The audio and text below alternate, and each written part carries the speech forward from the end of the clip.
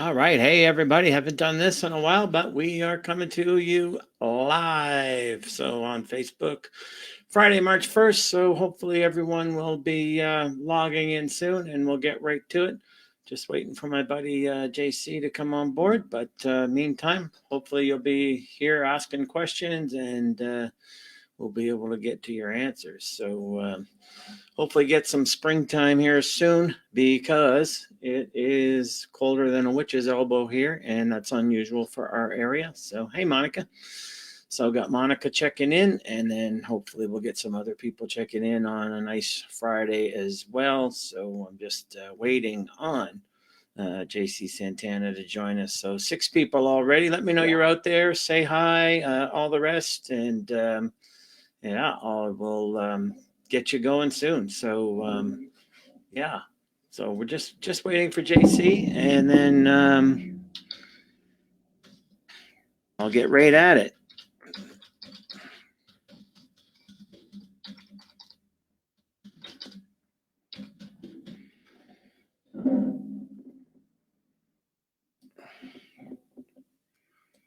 So I think JC's having some trouble getting on board, folks. So Lou Lopez, everybody's looks like they're coming in. So hopefully we'll get a few people soon, and then we'll be able to talk shop. So yeah, just waiting on that, and then we'll get going. So 8 people. If you have any questions on training or diet, by all means, let's get started, and I'll be here for the next hour or so. So we'll get it going. Just want to get people acquainted, and I haven't done live in a while, so hopefully people will build up, and we're going to answer all your questions and comments about training, etc. So getting back to the live, see how that flies, and if not, then we will go to another format. So picking up some viewers slowly but surely. So hopefully, like I said, you guys will connect and get online and start with some questions. So we're good. Yeah, so I'm just waiting for JC Santana to get on board. He's having some trouble getting into my lobby, so I'm not sure what that is about. So yeah, I'm going to wait and see if I can't get him in, and then we will go from there. So anyway, if you have any questions, let me know, and let's get started. So one of the things, best mobile training device. I have no idea. I don't follow. I don't even use my smartphone except for recording videos and pictures, Lou. So I have no idea how to do that. Yeah, it's mystery to me. Maybe other people can comment on that, but I have no idea. So, but I did want to get going on one thing. Wanted to share with you one thing that I've been going through some old photo albums because, as everyone knows, I'm an old geezer now. So a lot of the stuff that I was doing in my career was before the digital age, but now we are able to get into some photo albums and get some shares of that going. So one of the things that I'm going to share with you here now, we talk about genetics all the time in bodybuilding and physique construction and all that. So I wanted to show people my before and after genetics. So I got this coming up where I'm going to be adding a lot of articles, et cetera, on my journey through the bodybuilding ranks from beginner to end. And so I'm just going to show you that picture. Hopefully you can see that. That's me way back in the day before I started working out. So you can see pretty skinny little runt. So that was, yeah. So as you can see, pretty skinny little runt back then. And that was my before picture. So I'm writing a whole article about the early days from my first bodybuilding shows, from being natural all the way up to the steroid years, et cetera, et cetera. But people talk about genetics, so I wanted to post this picture and make sure that people understand. Genetics is sort of an unfound thing until you've exhausted all possibilities. So that's one of the good things there. So one of the things I think I'm going to post more of in the future. So hopefully people will get on board with that. So yeah, so I'll bring that back down in the lobby, and I'm having some technical issues trying to get JC on here. So we'll we'll see what happens. But anyway, I'm still going to answer your questions. So Marson's just saying, you know, looking great for my age. I guess that's a good compliment. But yeah, you know, I think living a certain lifestyle for a long time, I see the difference in my compatriots and people my age that I used to know, and I see the consequences and that age takes on people. And yeah, if you're not taking care of your body, then your body can't take care of you. And I think that has a lot to do with feeling youthful and being youthful and all the rest of it. So hey, Aaron, hopefully you will have some questions that you can answer or ask as well. Hey, Olivia. Oh, wow, Olivia. Good to see you there too. So, yeah, so I was just waiting, folks. And then, yeah, hopefully you guys will ask some questions and we can get into it. I'm waiting to get my hands dirty with some questions. So, one of the questions I got that was sent to me in advance from people who couldn't be here was, what about safety bar squats? You know, thumbs up, thumbs down, things like that. I was going to get JC in on the conversation, but it doesn't look like he's going to be able to make into my lobby for some reason. So safety bar squats, yeah. I mean, for if you have them and you have the space or your gym has them, I really used to like them a lot because once I started getting arthritis in my shoulders, I can't get my arms back anymore and haven't been able to for like 25 years or so to hold on to a bar. So a safety bar squat is great. You can get the harness over the shoulders. You're holding on in front. It's a pretty decent piece of a tool in the toolbox to use. So that's one of the things you might want to consider. You know, if you have squats on your program, mix it up here and there. Another question that I got to cover today was about the trap bar. We covered that on the live stream before. And a very good thing, if you do a trap bar squat, it's similar in terms of kinetic chain expression to dumbbell squats. However, when you plate load it and hold it that way, there's going to be increased balance demands from the trap bar squat, which is entirely different from a dumbbell squat. So that little difference itself, you know, can lead to greater fiber recruitment. So the trap bar squat, trap bar deadlift are viable as well, especially for people with low back issues. That can really help as well. So those were some questions I got. And then Lou's just saying he meant like TRX or bands. Well, I'm about to embark on a whole series, Lou, of doing bands. So we'll be doing a whole thing soon about band training. And you know, you just stay tuned to my Facebook channel or YouTube, and you'll see that I'll be adding in a whole bunch of stuff of, you know, good exercise band exercises, the ones I like.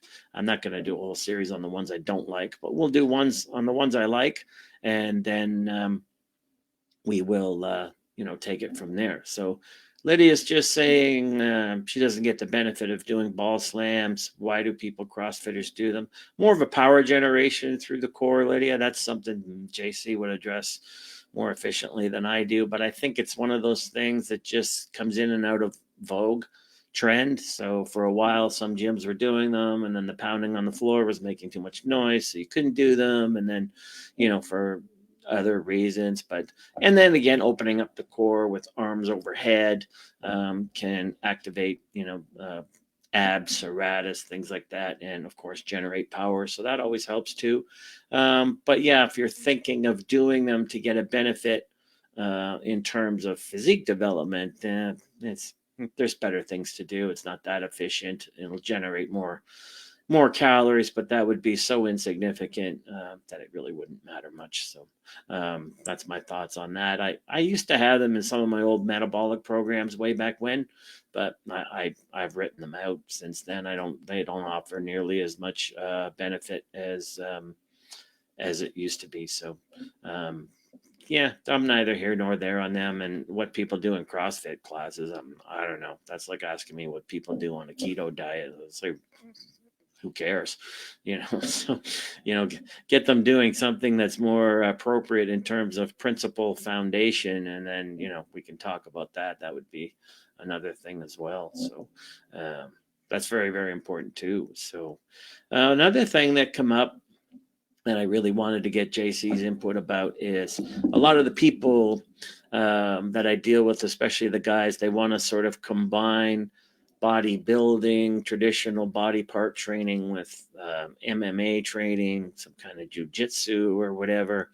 And almost always that leads to some kind of issue, if not an outright injury. It leads to like tendonitis issues in the wrists, elbow, shoulder area. People start experiencing chronic overuse injuries that could be from training too often or too hard too often, age-related factors. But I think it's a combination of two incompatible networks of exercise. But obviously, I would have to see what people are actually doing. But punching the bag, etc., reverberates through the joints, and if you're combining that with bodybuilding type of training and explosive stuff, then there could be some consequences to the various joints, and that's what I see all the time showing up there. So hopefully we're figuring out. I have got JC, so hopefully we're going to get here.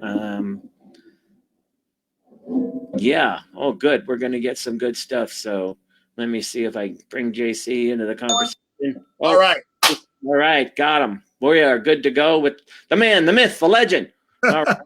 Have you heard of any of what we've been talking about so far, my friend? No, man. I'm sorry. I had all this. I'm a numbskull when it comes to this, so I apologize. I had Chrome, but it then asked me to come in through Chrome and then verifies Chrome, and I've been BSing around with this for 10 minutes. No worries, man. You're here now, and we've already started. So a couple of things. I'm going to post some questions right up there, and then we'll both get into them, and I'm going to revisit some questions that were particularly in more your area than mine. So Michael Lamb's just asking, Coach, can you speak into the reason why not going to total fatigue is optimal in your weightlifting routine when you're over 50? So you talked about that in your book, Total Body Transformation. I talk about it in my book, Physique After 50, which is behind me. Take the reins there, buddy, and I'll answer after you. I'll do you one better. I think it's the way to lift under 50. It's the way to lift, period. Bingo. We've already seen from, for example, Olympic weightlifting, they never go to failure. And they're always getting better and better and better, stronger, stronger, stronger. So right off the bat, we know for a fact you don't ever have to go to failure. If you look at Generation Iron and all these guys, many of these guys are not going to failure. As a matter of fact, some of them have less than perfect form. Most of them are doing short reps. They're not even full range of motion reps. And these guys are getting gargantuan. Obviously, the pharmacology is everything. But we know that the right amount of work is what you need to stimulate growth. And it's a certain amount of work on the muscle. Failure, then you have to differentiate the difference between fatigue failure and technical failure. Well, you're going to be at technical failure before you're at physiological failure. Well, between technological failure and fatigue failure, I would say is the highest and highest prone to injury area to work with. So number one, you have to say, okay, so from technical failure to fatigue failure, let's say that I have 2 or 3 reps there. All right, what are the risks of those 2 or 3 reps? Number one, and what are the benefits? And can I get the same benefits by doing an additional set of perfectly good form, quality form, instead of this past technical failure getting to fatigue failure? And the answer unequivocally in practice and just throughout history has been proven, you don't need to go to failure, physiological failure. Then you have to ask, what does that do to the immune system too? Okay? Don't think for an instant that they have to drag you out of a workout for it to be effective. No, because you have to understand that there has to be a certain amount of energy left to recover. Recovery requires energy.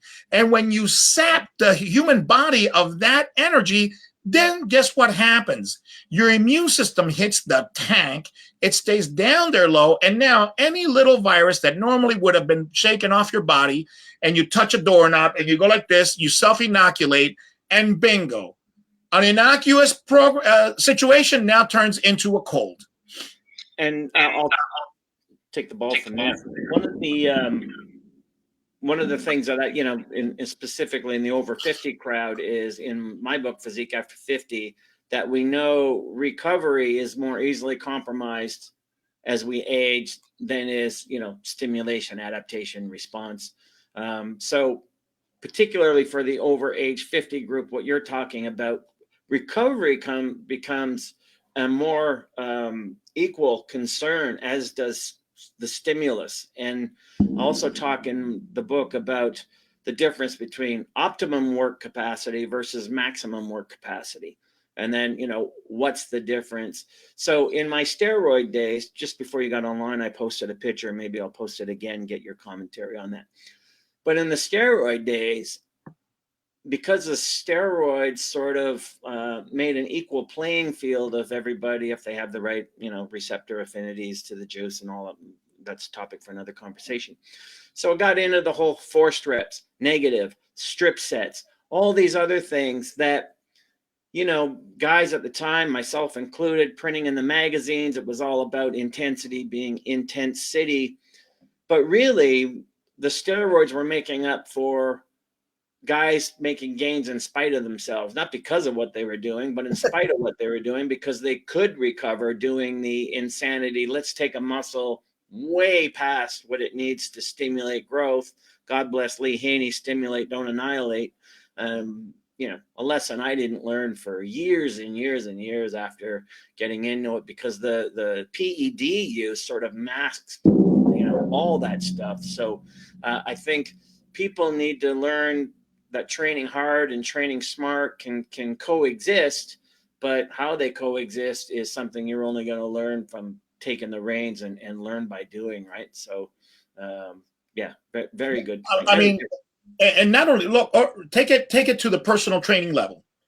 You may have an attorney that comes to you and he has his own practice, and the dude's working already 60, 65 hours a week, but he also takes his kids to soccer, tries to be a good dad. Every 3 times a week, he gets them off to school, picks them up twice a week, takes them to soccer twice a week. On Saturday, he travels with the kids to soccer. All right, when is this guy going to train? Okay, number one. And more importantly, when is he going to recover? He's already sleeping 6.5 hours. Maybe he's 40. He's still a stud, but he's sleeping 6 hours. And even on the weekends, he can't get no rest because he's up at 7:30. Took the wife out to a date night on Friday. He slept another 6.5 hours, and they are taking Johnny to soccer. In comes Sunday, and he's got to mow the lawn or at least take care of some things at Home Depot and whatnot. The dude's not recovering. The number one favor you might tell him is, bro, you're not even ready for the gym. You're better off sleeping an extra hour. 100. And here becomes another bugaboo for me that's becomes a real pet peeve is the same lad that you're describing, all of a sudden, because I'm in the physique transformation game more than the athletic performance game, all of a sudden it's, my body's not changing fast enough. I'm not getting the abs that I'm after, and I'm not getting, it's like, dude, the last thing you need to do right now is eat less calories. Like the last thing you need to do is take yourself even further into the non-recovery zone. Exactly. Exactly. Yeah. So you have to understand that we're not talking a function of even stuff that goes on in the gym. Okay, let's assume that things go on in the gym are perfect. The right amount of quantity, actually the minimal amount of quantity for the right stimulus. That's all I want. The minimal, I don't want to see how much I can do. No.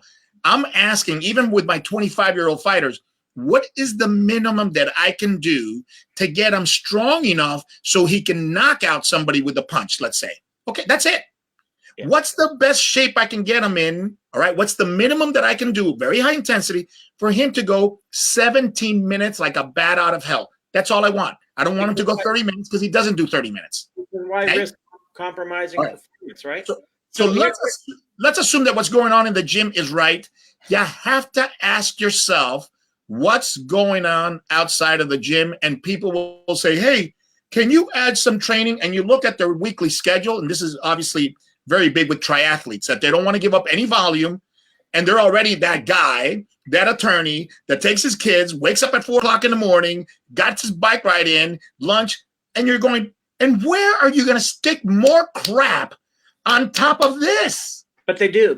And I just, before you... I don't work with those people. For the same reason I don't work with heroin addicts. For the same reason I don't work with, psychopaths. I don't work with those people. I was just going to mention the exercise addicts. When I get people that came from a triathlete background and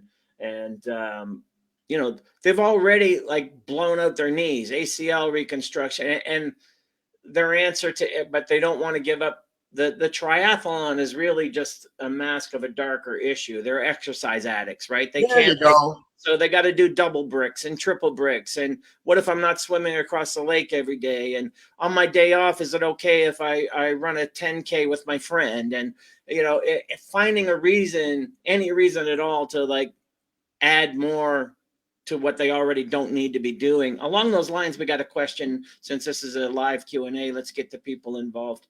So Rick is just saying conventional windows, we have to leave 2 or 3 days in between to allow recovery. But in some of your workouts, referring to me, you have me doing the same muscles every day. So take that one, buddy, and I'll piggyback along after you. It all depends on muscle, volume, frequency, and intensity. For example, let's say that I do abs. Let's take abs, for example, the abdominals, and let's take a silly exercise like a crunch. Okay.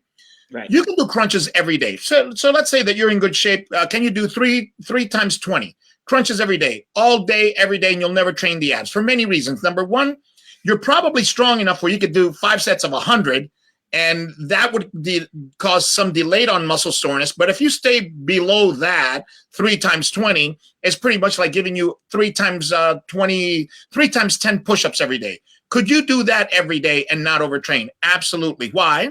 Because the volume, intensity, and frequency are such where it allows you to recover.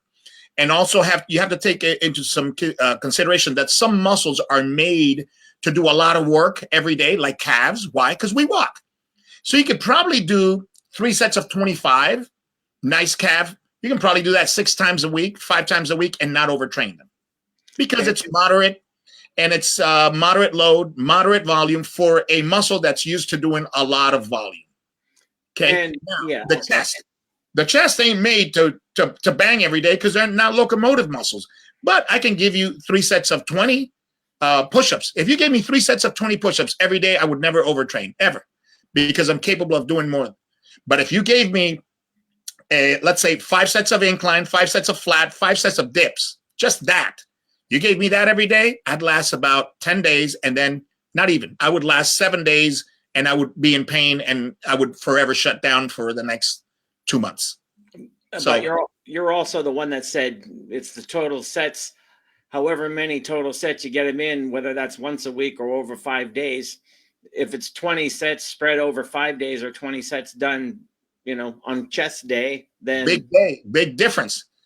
And even for older cats, 3 times 10 is not the same thing as 3 times 3 with the same weight. So if I'm doing pull-ups, if I do 3 times 10 pull-ups, I can probably do that for about a week, and then I start getting elbow tendonitis.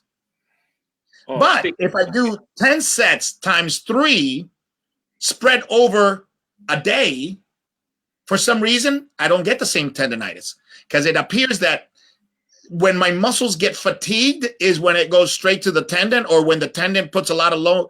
Something happens in that 8, 9, and 10th rep into that 3rd set, into that 3rd workout, that, man, it'll light me up. But if I'm doing 3 sets of pull-ups, 3 reps of pull-ups, I can do 3 reps of pull-ups at 8, come back at 9, 3, come back at 10, 3. I do that for 10 hours. My body won't even. we'll pause there because that leads to one of the things we talked about before you got online, which is like perfect segue. But you also mentioned another thing, which hopefully we'll get to near the end, which is why the functional guys are so in love with pull-ups, where, I've always been saying there are no magic exercises to innervation if your goal is physique development, because I always sucked at chin-ups and pull-ups, and I had one of the best backs in bodybuilding. We'll pause. We'll hit the pause on that. Yeah, but if I did a little research on the back, and man, the back and the shoulders, those two muscle groups, the evolution of that training, the chest hasn't changed much, but the shoulders and the back, the evolution to that training, how they're partitioning the back and the things they're doing, that thing, the depth on the back instead of the width, that you can speak to, because that I was floored by what's happening with the back now. But anyways, yeah, we'll get into that because I want to speak to the, like you said, 3 sets of 10, and then all of a sudden, chronic overuse issues. One of the things that I get recurring theme over and over, someone wrote in, please ask JC this. A few people that can't make it because time of day and time zones that, a lot of my people are overseas and whatnot. So I get a lot of guys, especially guys, but some women, got them on their physique transformation program. Things are going well. And then enter in the can I add this? But what they specifically want to add is the Vogue training trend, which you're the expert in, and I'm not, MMA training. And what ends up happening, they're doing body part splits with me, or at least body part focus with me. And then you can't, whether you say no or not, like it's not a good idea, they're going to do it anyway. And then it's happened enough in with me and my clients over the course of time that inevitably I say, well, you're risking developing tendonitis in the shoulder, the elbow, the things that I see going on. And I don't know if it's from hitting the bag or if it's the type of techniques there, but they almost always get hurt or they develop chronic overuse injuries. Are the two things incompatible, or is it just too much volume? Like that's, I thought I already addressed this once, so I'm not even going to talk on it. I specifically said this was your area. So go ahead. Well, it's too many variables to isolate. For example, they could be doing MMA training, the type of circuit classes where it's trained like a fighter without getting hit. Right. Okay. So what are they doing? Well, maybe they're doing 3,000 strikes in a friggin' hour with their upper body when they haven't done one from last week. So right off the bat, the impact would be the equivalent of somebody saying, okay, start doing explosive push-ups. But I haven't done explosive push-up 1. I haven't done push-ups at all. Okay, but we're going to go explosive. But they're only this range of motion. But let's do them explosive. Well, the impact alone can cause an issue. Okay? Yeah, so maybe that's not it. But maybe they're doing burpees. So they're kicking 10 times, punching 10 times, 20 burpees. And that's their conditioning, and they're calling it a sprawl. Well, the burpees, guess how you land? You're landing in that push-up position. That could be the issue. A lot of it is specifically jujitsu, and I know nothing about that. So go ahead. Jiu-jitsu, they're going to twist them up like a pretzel. Yeah, like a pretzel. And these people are going to have neck issues they never had before, spinal issues from the thoracic on down, because they're going to flex them with can openers and trying to put triangle. Forget it, man. Jiu-jitsu is a world of Gumby people. So when you combine that with body part training, specifically, when you combine that with anything, they don't have to do body part training. If they just go into jiu-jitsu, they're going to hurt. Right. Okay. It's just independent of the body part. And it's weird because I can't talk them out of it. It's just like, they whatever. Hey, I want to do parkour. Okay, I want to jump off of buildings, and I want to land and do somersaults, and I want to do flips off of ladders, and I want to go tumbling down the stairs. All right, bro, have at it. Yeah, all bets are off. Jiu-jitsu is like MMA parkour. Okay, wow, that's a good way of Wow, that needs to be in a quote card, buddy. Put that in a quote card. Jiu-jitsu is like MMA parkour. They're going to put you in positions, and especially if you go live, technical or tactical. If you go live, they're going to put you in positions that your body ain't used to, and not too many people can handle those positions. All right, I just want to pause there, and I know Ange is listening. So Ange, I want you to put that into a quote card for our social media, Instagram posts and stuff, because that's just, I mean, that's just too perfect a quote. MMA is, or jiu-jitsu is parkour for MMA. So that's Yep. just somebody that's listening, write that down and post it in the comment section, because that's disco. That's just good stuff. Couple questions that came in on specific, hey, coach, is this a good tool in the toolbox? I've already addressed these two as well, but I mean, let's tag team this sucker. Safety bar squats and trap bar. Well, your thoughts on the use of either one, when it fits, how it fits, why it fits? For different reasons, but I am not a huge lover of squats, but for different reasons that Mike Boyle states. Mike Boyle says he doesn't like squats because they're not a leg exercise, they're a back exercise, and my answer to that is no. Bad squats. Tell that to Tom Platz.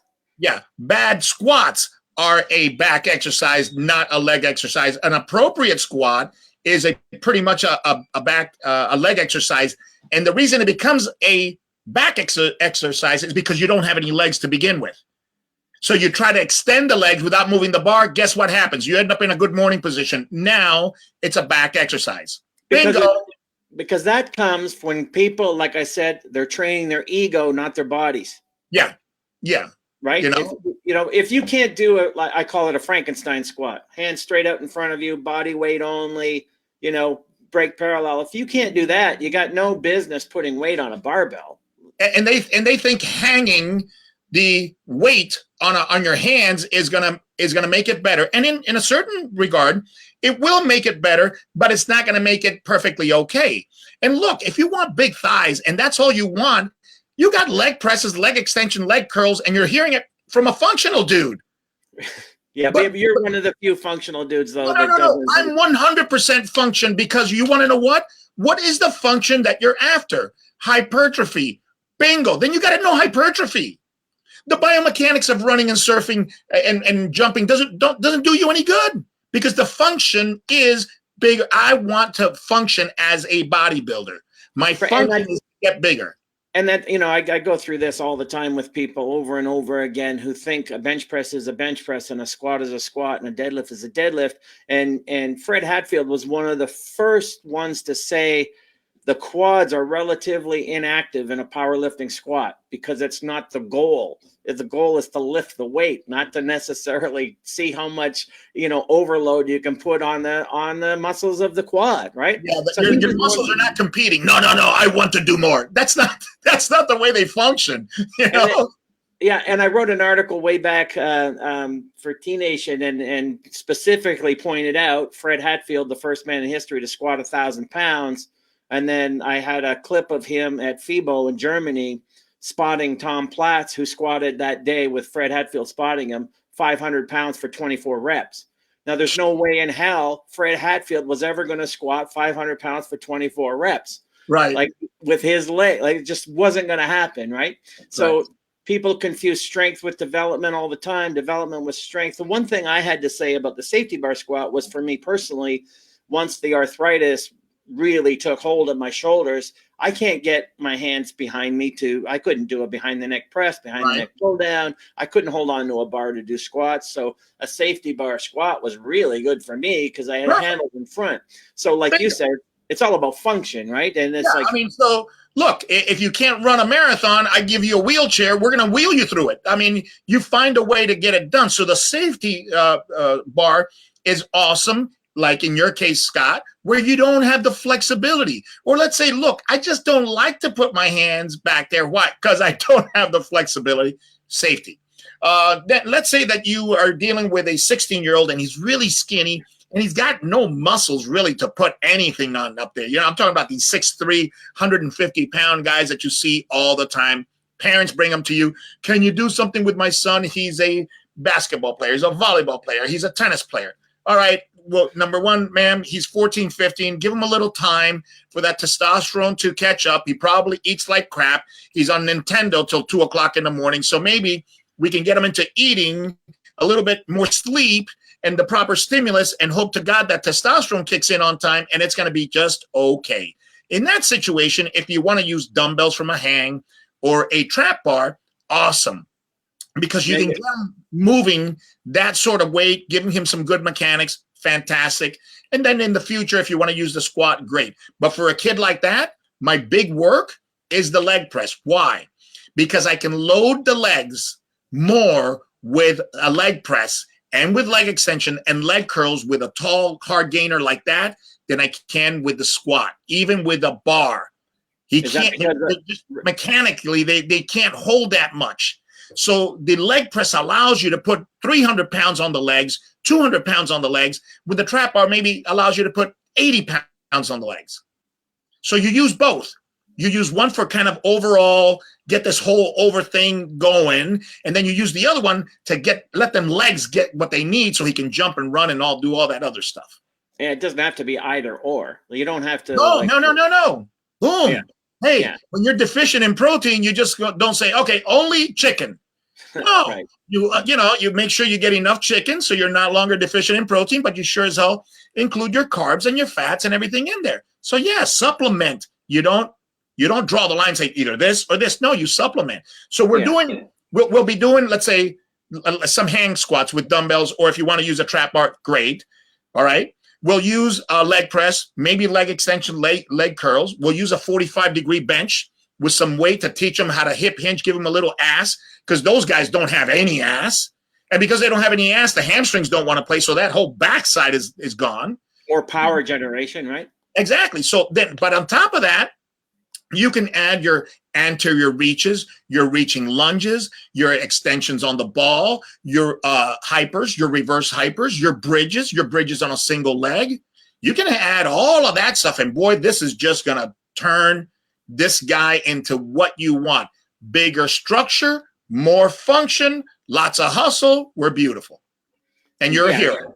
The old saying there, when you start explaining that, instead of either or, the old saying there is like, you don't have to hate chocolate to love vanilla. It's just like, like both. Exactly. And one of the differences that, when I started studying bodybuilding and what worked and what didn't, and because guys were doing different stuff and they ended up looking the same on the Olympia stage, I went from research that was focused on the musculoskeletal system to research that was more focused on the neuromuscular system, and it seemed to reveal more commonalities. So when it comes to the trap bar, one of the things, we had this discussion on my private Facebook group a couple months ago. The trap bar squat is virtually the same in terms of kinetic chain as a dumbbell squat, except for when you load the trap bar on each end with plates, there's more balance demands in terms of executing the movement. There's more. What do you think of that? Are they the same, not the same? Is it minor? Is it incidental? The lever arm changed, for example, at L4, L5, the lever arm changes incredibly from a shoulder carry than a hang carry.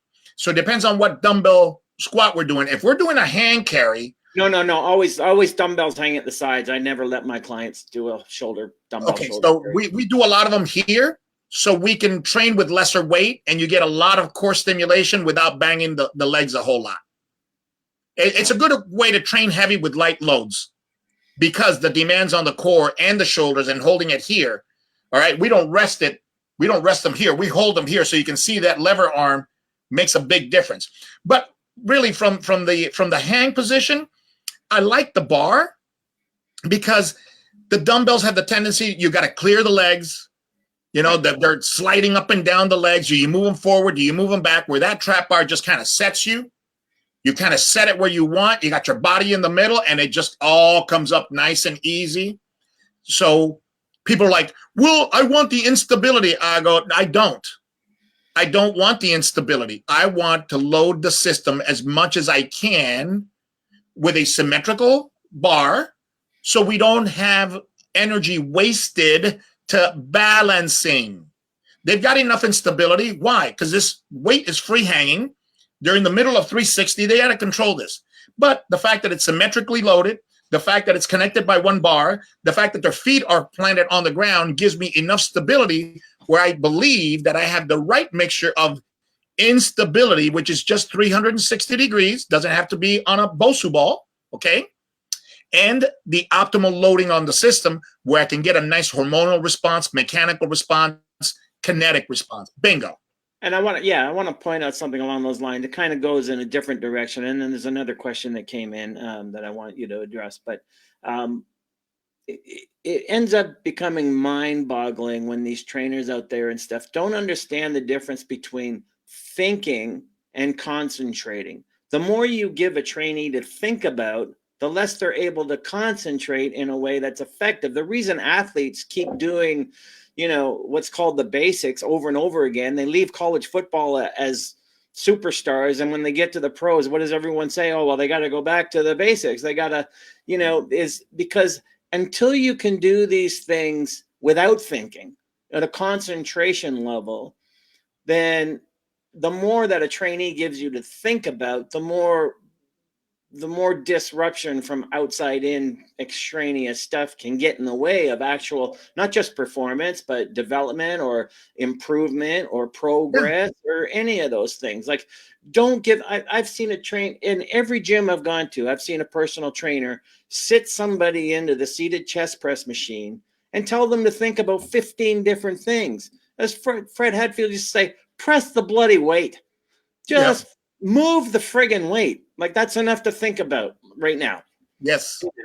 So anyway, here's a question. That's just one of my frustrations. So can you give us examples of exercises if you don't want big thighs? So I think that's a lady saying, look, I don't want big wide hips, big wide ass. I want sculpted legs. Go ahead, run with that one. For example, I think all of your reaching lunges, anterior reaches, your bridging from stability ball, all of those will tone your legs, give you function without it blasting your muscles. Why? Functional training is awesome for that because it distributes the load over a huge system. So not only does your leg, all the muscles in your leg work, but also the muscles in your calf will help the hamstrings. The hamstrings will help the butt. The butt will be helped by the lower back. So the hamstrings don't have to do everything, or the butt doesn't have to do everything, or the quads don't have everything to do everything. With that, you don't get that muscle fatigue, that cellular disruption, that muscle breakdown that induces the growth. So number one, when you're getting all of these functional movements together and people love them because they don't get big, that's why. With that being said, women can do high weights with low reps and get great bone mineral density, great tendon strength, great ligament strength, great muscle strength without size. Why? Because there's not enough volume in there, which is part of what you need to get big muscles. You don't get enough volume to get hypertrophy. So women who want to fight off osteoporosis, especially women in their 40s and 50s, should be doing heavy stuff for reps below 6, I would say. That 4 to 6 rep, of course, they got to be trained. You just can't dump them into that kind of load. But they would be well served going through strength phases to remineralize bone, give ligament and tendon strength without muscle size. So what about 2 things? Functional load, functional movements will help you because of the distribution, and strength training, traditional strength training because of the lack of volume needed for hypertrophy. Those 2 approaches will work for you. And this marries one of the principles in my Able Approach book, the ladder principle, which came from, my research into you. So I used to be like a bodybuilding, train the muscle, not the movement. Functional training, train the movement, not the muscle. Hybrid training, integrate. Yep. Again, you don't have to hate one to love the other. So muscles were meant to work in kinetic chains, and when you disrupt them, you can disrupt whatever goal you're trying to achieve. What about connecting the kinetic chains in such a way, like you said, the reach lunges, which, I put them into so many programs that I develop, right? So what about speaking to, I'm going to throw a bone here to you to answer this question. What about doing very light or high reps? Do about executing the matrix? Well, yes, the Matrix has all of the reaching lunges, front, side, and rotational. So I don't see anybody getting big. And I believe your name is how would you pronounce that? Eggle? I keep asking that too. All right. So, anyways, I'm sorry if I butchered your name, sweetie. But one of the things, the Matrix is 72 reps. Okay, consisted of pushing, pulling, and reaching lunges to press as exercise. So it's done with a couple of dumbbells. I have not seen anybody get big from doing matrices, and I do matrices with wrestlers with 10% of their body weight, which is monstrous. Okay, but they can get sculpted from doing them.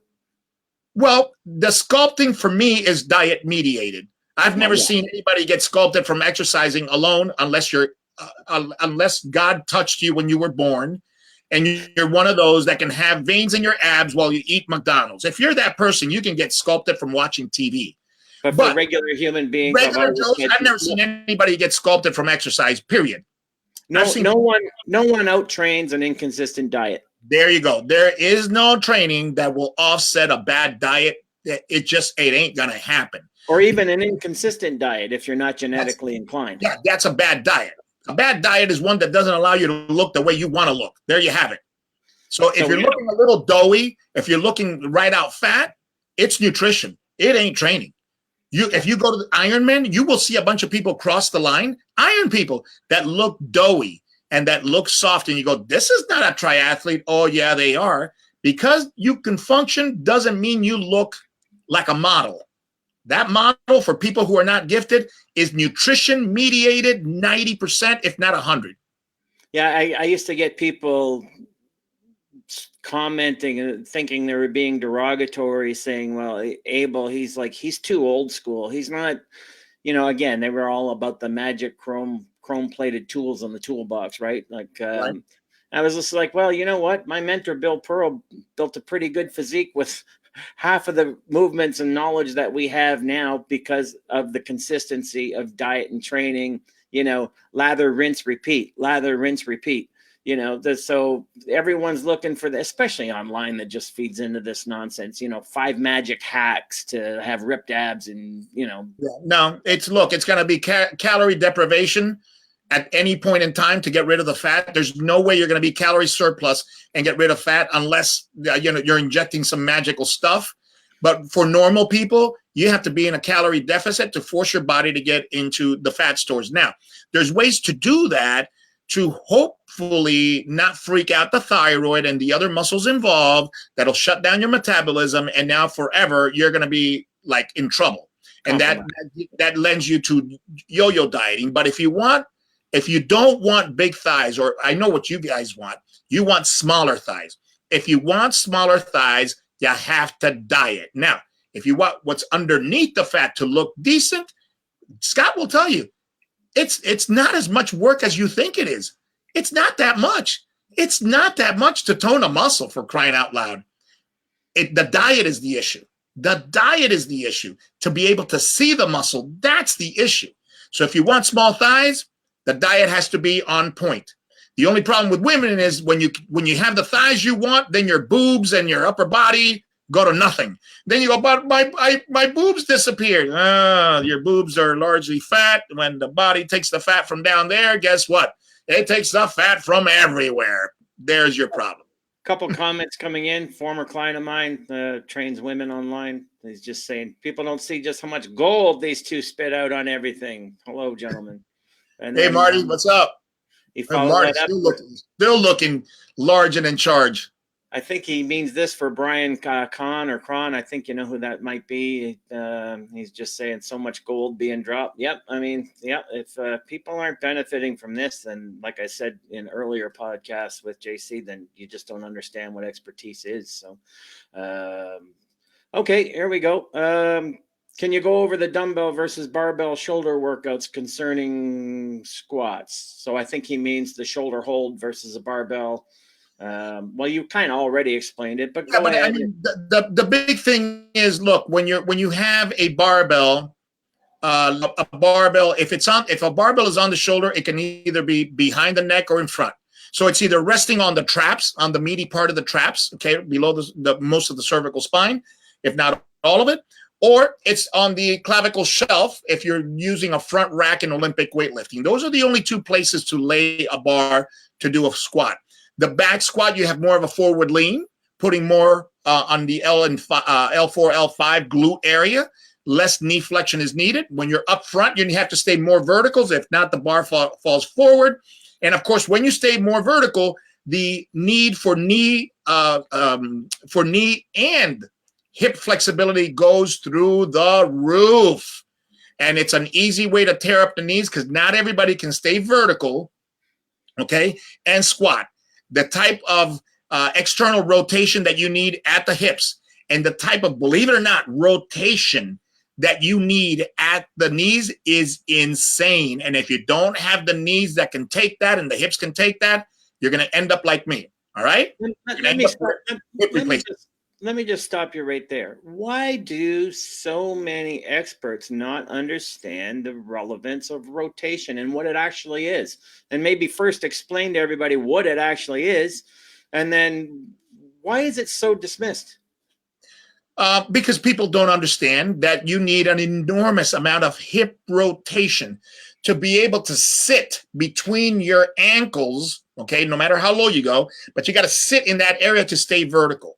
And so your hips have to do this, have to do that, and that is external rotation at the hips. Yeah. Okay, then the knees have to do this, okay? If this is your tibia and this is your femur is going to be in and your tibia is going to be out. So look at what it does. See that?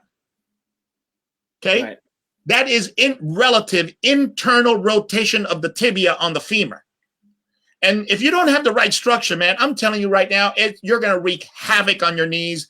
I had okay knees until I started doing Olympic weightlifting. At 37, I competed till I was 40, and I was shot. And now I understand why. It's all good. Now, when you have dumbbells, okay, especially in the shoulder carry, you can have two carry positions, but three basically. Overhead, shoulder carry, and hand carry, okay? Hand carry kind of is like your trap bar. You're allowed to carry the dumbbells on the side, okay? And you got, they'll be rubbing your legs, and it's a pain. So I like the trap bar that holds your hands outward, which you can't do with heavy dumbbells. The dumbbells will come down, get as vertical as possible with your arms, and then they hit your body, and it's a mess. It's a mess. So for that hang, I like the trap bar. For this now, this gets very interesting because look at what happens when I go sideways. I got to carry it here. So the center of the dumbbell goes way forward, creating a lever arm at the shoulder. So now I've got this contraction going on isometrically to hold this, and I have just gained from the shoulder clavicle position to this front position by about between 6 inches really tight and a foot really out if you're using big dumbbells. And a foot with 100 pounds or a foot with 40 pounds is enormous. So now you're at a foot, 2 feet from L4, L5. So this is a good way to go ahead. This is a good way to squat and feel like it's really, really heavy and create a lot of effort without vertically loading your cervical spine and using a ton of weight. So this would be an excellent exercise, let's say, or version for your tennis player, okay? For your volleyball player that does not need to squat heavy. They don't need to squat heavy. And if you have any indication that there is or maybe any cervical spine compression issues, then that's a great way to avoid it because everything is below the spine and into the hands. So those are tools and reasons for using those tools that you want to consider. Just another comment here, client of mine. If this video was distributed to all personal trainer schools, the world would be a better place. Well, we're trying. We're trying, Oliver. We're trying. But that's one of the reasons that, they often people call me the Maverick. And I think it's more because they want to compare me to a horse. It's not the compliment, Yeah, I've never heard you described as that. Oh God, it's on popular magazines. But anyways, because I'm always kicking the traditional in the butt, or I'm always going against it. But this is the reason that my certification has never, ever taught anatomy, taught energy systems, taught neurological systems or neurophysiology, because I don't care. I'm not a college professor. I'm not training college professors. I don't care if you know what a nucleus is or what a, you know, I don't what the spindle is. ATP, yeah. I don't really care. If I want you to use ATP, I just say jump. As a matter of fact, I don't have to say anything because you're blinking your eyes. You're using ATP already. Done deal. You know, that's like me telling you guys in the US, I need you to pay with the dollar. Okay. Remember, pay with the dollar. You don't have to remind people of that. That's the only thing they can pay with. Right. Okay. So the whole thing is we have to learn more how to do things correctly and understand that oftentimes we don't ever have to know why it happens. We don't have to know the mechanisms. Like, for example, I'm sure that Scott learned how to eat correctly for bodybuilding before he knew the specifics of macronutrients and phytonutrients that he knows now. Yep. Absolutely. You just say, hey, if I, you know, when I eat more protein, I get bigger. When I cut down fats and I count calories, I get smaller. Okay, well, I guess we're going to do that. Yeah. So you know? talk about, finish on some personal stuff I wrote down. So you've competed in, you just said weightlifting. You've competed in MMA or judo, both. Judo, jiu-jitsu, kickboxing, and boxing. And wrestling. And wrestling and weightlifting. Was there anything else? No, just the things that brutalize your body. So I chose those very carefully. I was just going to ask playfully with that. So all those, you know, wide variation of competitions, but it never appealed to you or occurred to you. You never tried bodybuilding. You never tried to, like, I think I want to hit the stage. Never. No, and I had bodybuilding friends, and since I was into kung fu, and I was a kata champion, I could move my body either slow with Tai Chi, or I can move it very fast with Ishinrui or Shotokan, which is very powerful. Bam, bam, sharp. So I would help George Prince, George Navarrete. Look them up. These are guys from the 70s, George Prince and George Navarrete. Those were my two training partners, okay? I was 14, 15. These guys were winning America in southeastern United States. I was helping them with their bodybuilding routine, how to move, because I was a big Corny fan, Ed Corny, that just passed away. I mean, the dude moved almost like robotic. He was almost scary the way he moved. He could turn like this 360 and almost without moving, like he was on a pedestal that was circling without moving his feet. He's like, I don't even understand how that gets done. Yeah. So I would help George Prince. I would help them oil up, and I would go with them to the shows. But it never dawned on me to do it. I started with a thing while I was waiting for you, just teasing people with genetics. I'm going to put you in the lobby just for 1 sec so you can check out this picture, and then we'll finish talking about genetics. So, good question on yoga just came in, but let me just put you in the lobby for 1 second. Check this picture out, and then we'll talk about genetics.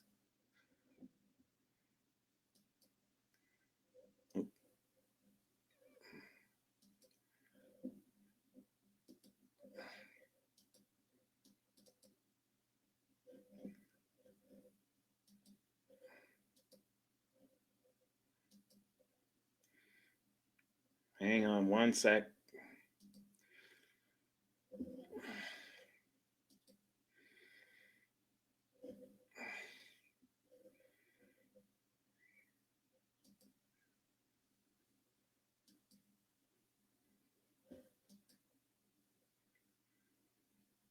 George Prince, same thing. Hang on, my friend. Nobody could hear any of that because when I post a screenshot, whoever's in the lobby can't be heard. So go ahead. Oh, okay.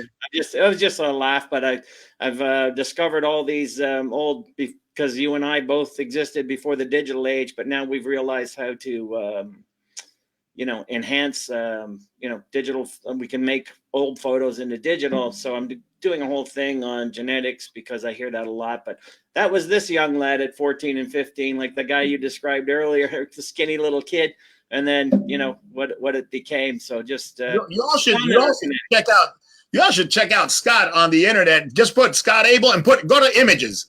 This dude was for real. I mean, I've been around some real deals, and I'm not talking about the mammoth guys of today. I haven't hung around those. I'm talking about real deal guys like Arnold, Platts, Pearl, John Defendis as of modern history, Mike Quinn. I mean, some guys that were Mr. America got up there in person, see them train, just massive people, man. You know, and then this dude here was the man. The man. I like to refer to it as mass with class. So Yeah. it wasn't just gargantuan crap. But here's a good question: your take on yoga. Yoga, you know, same take on Olympic weightlifting. It's great for some people. It's not great for others. Olympic weightlifting is an awesome sport. It's great for general power if you can develop the skills to do it. Yoga is good. Now, yoga for what? Now, if people are trying to sell me on yoga for flexibility, yoga for performance, yoga for this, and I'm going, no, thank you. Because the flexibility involved in yoga does not transfer to the flexibility in a pitcher, the flexibility needed in a sprinter, the flexibility needed in an MMA guy. Now, totally different. You're really big on transfer. Like a lot of people don't understand. That's right up there with rotation, right? People just don't understand, you know, what you mean when you use that word. Yeah, there's not a lot of specificity. All training and all benefits of any activity, okay, is predicated on one principle and one principle alone: specificity. You cannot get away from it. Lengthening a muscle doesn't make it appropriate. Lengthening a muscle in a position that I don't ever use doesn't make it functional, doesn't make it better. It makes it better for that. So if you want to do yoga, for example, why are you doing yoga? If one of my fighters wants to do yoga in exchange for a sparring session, I love yoga. Why? Because chances are he's going to calm down. His parasympathetic is going to go up unless they start yakking at him and put him in 110 degrees and hold a crow for 20 minutes. If they don't do that and they just use the shangarui or whatever the hell they call it, if they just do the 26 positions, nice and easy, his parasympathetic goes up, his sympathetic goes down, and he doesn't get killed in his MMA studio. I love yoga. If you're a Wall Street dude and you're all jacked up and you're on blood pressure medication, you're like pre-diabetic, and you want to do yoga 3 times a week to calm you down and get you out of the boiler room, I love yoga. But if you're going to sell me yoga on making long, slender muscles, then I'm going to call you a liar. Because the muscle originated and inserted in the same place they did 10 years ago and when you were born. You have not made anything longer. Nothing. They're the same distance. Okay? So that I call a flat out lie. If you want to say, well, you pulled your hamstrings. Oh, you have inflexible hamstrings. Use yoga. I will say you don't know what the heck you're talking about. Because the hamstring, 90% chance got pulled at foot contact, which puts it in the middle of the range of motion, which can't make a lack of range of motion the issue. It got strained or sprained when it foot hit the ground, so it is a loading parameter issue. More force was put on the hamstring that it could transfer. Period. End of story. That's not a length issue. That's not a flexibility issue. So it's not a yoga issue. That is a hamstring issue that is used to flexing the knee and not extending the hip. Voila. We need to train specific for that. So I like yoga for its original intent, which to be centered, find peace, find your breath. Okay. Can you stay somewhat flexible in movement and it's better than sitting down? I'll say healthy yoga. Yes. Some of the stuff that I see that's centered around trying to turn you into Gumby. No, that's not it. Now we're seeing the first generation of yogis, and I'm seeing them in my gym. And you know what I'm seeing? Shoulder replacements. Because when did yoga hit hard? Early 2000s. That's when it blew up. early 2000s. So if somebody got into the yoga kick for 2003, 2004, 2005, now it's 2019. Now we're seeing 10, 15, 17 years of practice.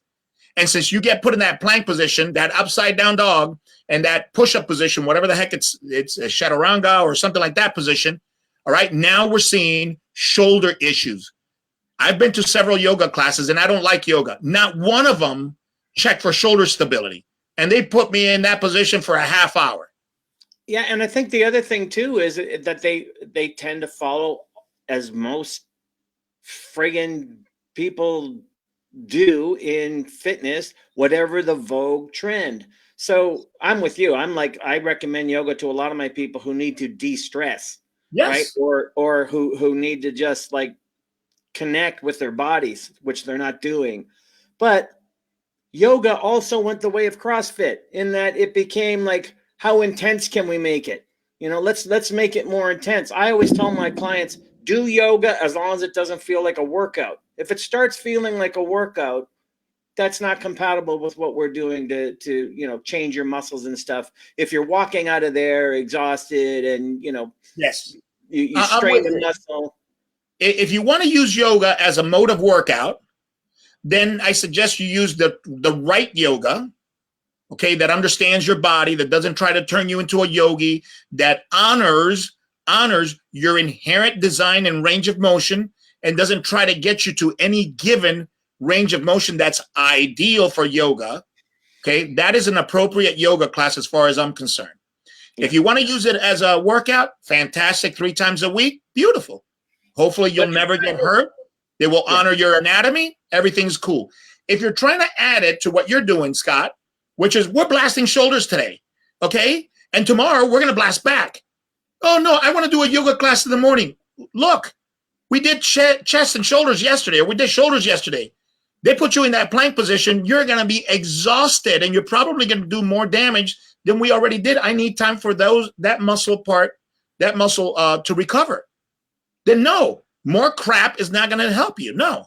And and what you refer to as honoring anatomy is this, what I refer to as respecting biofeedback. A new person goes to a yoga class, 40 pounds overweight, hasn't been active in 5 years. Take a stretch to where you feel it. That's good enough.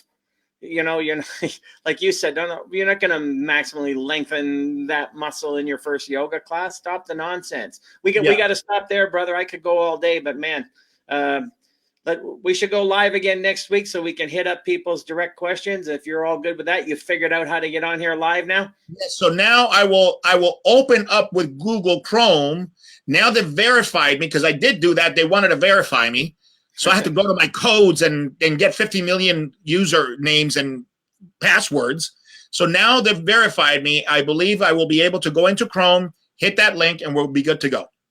All right, folks. So we'll be live again next week. Hopefully you guys benefited from this, because if you don't, there's not a whole lot of sense for us being here. And hopefully, like I always say, the more we do these, the more you understand what expertise is and what expertise isn't. Mad respect for you, brother. And we'll see you next week. Same bat time, same bat channel. Thank you. Thank you, everybody.